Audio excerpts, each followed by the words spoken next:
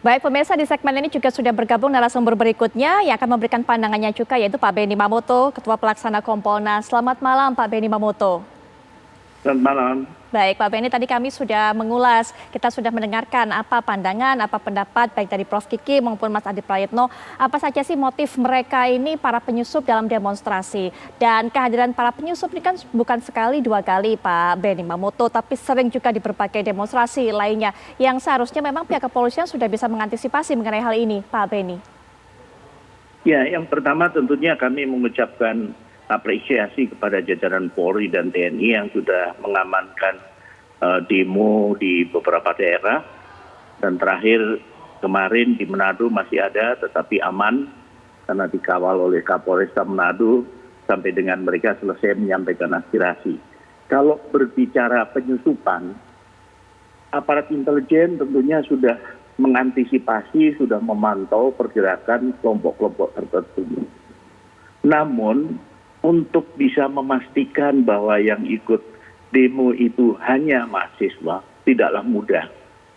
Karena berasal dari berbagai elemen, kemudian mereka bisa menggunakan seragam mahasiswa dan sebagainya. Nah, penyusup ini tentunya ada target. Bagaimana memanfaatkan momentum itu untuk melakukan sesuatu. Nah, sesuatunya ini bisa secara spontan, tidak terencana sebelumnya, ketika dia menemui satu target.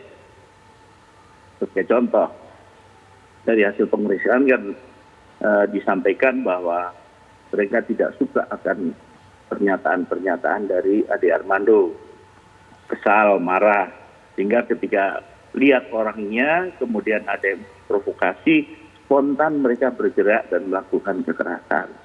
Nah, ini disinilah aparat agak sulit ketika harus mendeteksi lebih awal. Tetapi yang jelas teman-teman dari Densus, dari Baintelkam, dan jajaran intelijen yang lain, itu sudah melakukan langkah-langkah antisipasi untuk kasus-kasus yang berkaitan dengan terorisme ataupun serangan yang terstruktur. Itu berhasil dideteksi dan dilakukan upaya penangkapan sebelumnya. Jadi sebagai contoh, ketika Asian Games, Densus menangkap ratusan dari kelompok jaringan teror yang akan mengacaukan Asian Games. Nah, ini bentuk keberhasilan dari jajaran aparat intelijen. Jadi sekali lagi kalau ditanya apakah ini kecolongan, ya tadi saya sampaikan bahwa kalau terjadi spontan, tidak direncanakan sebelumnya, aparat agak sulit. Oleh sebab itu kalau menurut saya belajar dari kasus ini ke depan, bagi para penggiat medsos yang dikenal di publik, wajahnya yang sering mengeluarkan statement yang kontroversial, ada pro kontra, ini perlu waspada. Sebaiknya ketika mereka akan turun ke kerumunan, demo dan sebagainya, entah tujuannya mendukung atau tujuannya meliput untuk kepentingan media sosialnya, sebaiknya menghubungi aparat untuk nanti dilakukan pengamanan untuk mencegah. Karena kalau dia bersama anggota polisi kan si penyerang mikir dua kali. Baik, berbicara mengenai kecolongan tadi sudah sempat disinggung oleh Pak Benny Mamoto. Satu hal juga yang disoroti oleh masyarakat ketika kemudian terjadi kasus penganiayaan kasus terhadap Ade Armando ini mengenai tidak sigapnya pihak kepolisian yang seharusnya ada di sana, baik dengan seragam ataupun mungkin yang berpakaian bebas, ini untuk melakukan pemisahan massa, Pak Benny. Ya, yang jelas dalam hal ini kan sering ditanyakan kenapa ada jeda waktu antara proses penyerangan, pemukulan sampai dengan aparat datang ke TKP. Kita semua tahu di tengah kerumunan massa yang padat dan kebetulan yang bersangkutan menjauh dari kerumunan itu, maka jarak antara polisi untuk bergerak ke TKP perlu waktu karena harus memisah kerumunan itu. Sehingga terjadi jarak waktu yang cukup agak lama, sehingga korban lukanya lebih serius. Nah, dalam kaitan ini sekali lagi untuk memisahkan mana yang betul-betul mahasiswa dan bukan sangat amat sulit. Karena mereka menggunakan seragam kadang yang juga sama dengan mahasiswa, padahal dia bukan mahasiswa. Ini kan ditemukan pada kasus-kasus sebelumnya juga. Baik, Prof. Kiki juga mungkin punya pandangan mengenai hal ini dalam segala hal yang kemudian yang dilakukan dengan spontan. Ini memang pihak kepolisian, aparat memiliki kesulitan baik itu untuk pemisahan massa ataupun juga untuk bisa mengantisipasi siapa saja penyusup yang ada dalam demonstrasi. Iya, jadi sebagai contoh begini saja lah. Ada yang namanya lone wolf terrorism. Orang yang terekrut sendiri, punya ide sendiri, kemudian menyiapkan serangan sendiri, menentukan serangan sendiri, tidak ada komunikasi dengan jaringan atau pihak lain. Ini aparat sangat sulit untuk mendeteksi yang bersangkutan. Baik, sehingga dalam hal ini. Ya, baik Pak Beni, silakan. Ya, jadi dalam hal ini kalau serangan itu spontan dalam arti kebetulan dia melihat target, nah ini polisi agak susah.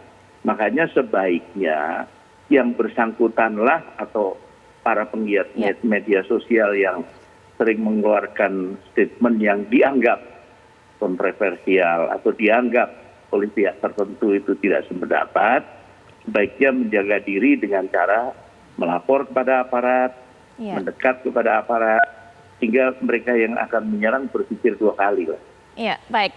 Prof. Kiki, mungkin juga ada pandangan tersendiri mengenai kesulitan-kesulitan yang dihadapi oleh pihak kepolisian saat di lapangan, terutama saat terjadi aksi yang begitu spontan.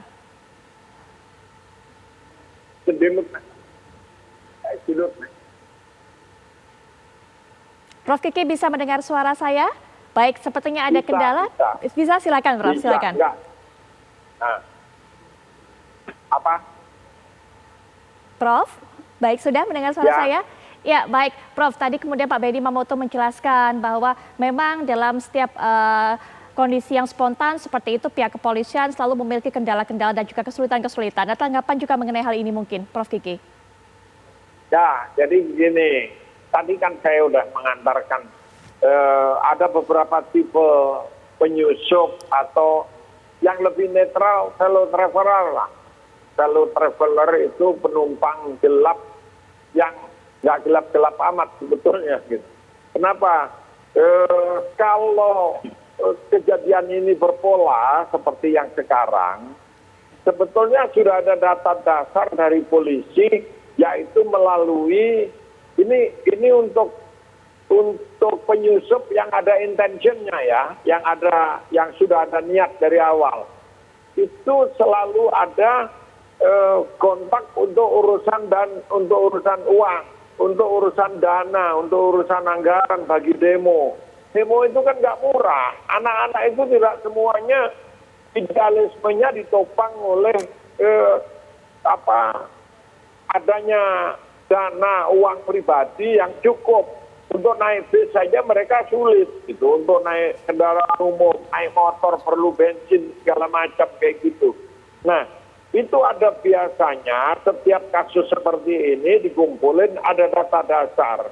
Data dasar itulah yang dipakai, termasuk penggunaan instrumen kekerasannya. Kalau ini berkaitan dengan demo besar-besaran yang dulu di KPU itu, maka datanya udah ada senjata di sana, ada yang tertembak atau ditembak. Dan tidak ada kelanjutannya sampai sekarang. Tapi datanya kan polisi punya. Hanya nuansa politisnya itu kita semua tahu bahwa kalau ada orang keluar uang jutaan sampai 100 juta, 1 miliar, bahkan sampai 100 miliar, kita tahu kan nggak mudah membuktikan secara hukum karena lingkungan politiknya ikut-ikutan orang itu menopang atau melindungi. Gitu. Baik. Tapi kalau bagi pemain di lapangan semua tahu kok arahnya kemana, siapa yang danain, segala macam itu tahu. Nah, selama itu belum selesai, jadi urusan politik di ujung, di hulunya itu belum selesai, ya akan begini terus. Baik. Gitu. Baik. Akan begini terus. Baik. Ya. Ya, Mas Adi mungkin terakhir penutup, akan begini terus kalau dikatakan oleh Prof. Kiki tadi? Saya ingin komentar dua hal. Pertama, aksi demonstrasi itu kan bagian dari bentuk kebebasan berekspresi. Maka seperti BEM yang dilakukan kemarin 11 April, pasti dia sudah memberikan pemberitahuan kepada aparat kepolisian. Jadi dia harus di-cover, dia harus dilindungi pada aparat itu.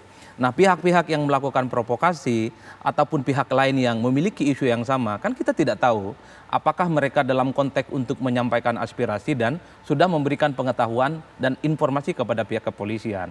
Jadi kalau saya membaca secara umum, siapa yang mukul dan yang dipukul adalah mereka yang sebenarnya datang dalam kerumunan massa yang kemudian terjadi konflik, bukan mahasiswa. Ini yang mestinya harus clear. Mahasiswa jelas mereka tidak terlibat dalam pukul-memukul. Mereka terdaftar sebagai organisasi yang akan secara sah menyampaikan inspirasi. Inilah yang saya kira bahwa dalam kerumunan massa, dalam dinamika lapangan, apapun bisa terjadi. Polisi dalam hal ini tidak bisa mengcover segala-galanya, Put.